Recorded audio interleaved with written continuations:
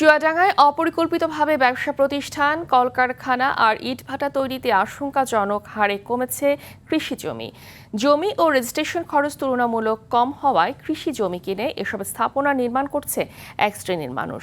এতে ফসল উৎপাদন কমে হুমকির মুখে পড়ছে কৃষির ভবিষ্যৎ। চুয়াডাঙ্গার সংবাদদাতার পাঠানো তথ্যচিত্রে আরও জানাচ্ছেন সুলাইমান কবির।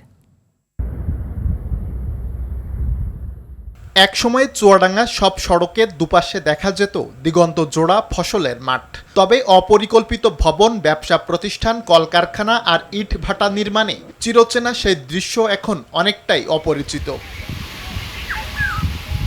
জেলা কৃষি সম্প্রসারণ অধিদপ্তরের তথ্য অনুযায়ী গেল এক দশকে 0.7% হারে জেলার আবাদি জমি কমেছে 6062 হেক্টর।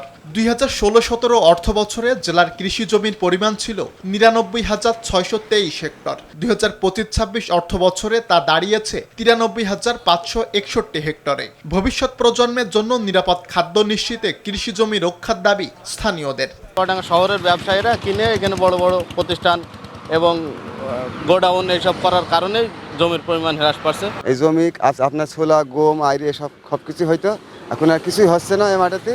এইভাবে জমি সব শেষ হয়ে গেল। এখন আমরা কি করব? লাস্টে আমাদের ওই হাফ বয়েল ডিম বেচতে হবে আর বাদাম বেচে খাইতে হবে। ক্রমবর্ধমান জনসংখ্যা বৃদ্ধিকে কৃষি জমি কমার প্রধান কারণ হিসেবে চিহ্নিত করেছে জেলা কৃষি বিভাগ। ফসলি জমি রক্ষায় সরকারি উদ্যোগের পাশাপাশি সচেতনতা বৃদ্ধির প্রতি জোর দিলেন এই কৃষি কর্মকর্তা।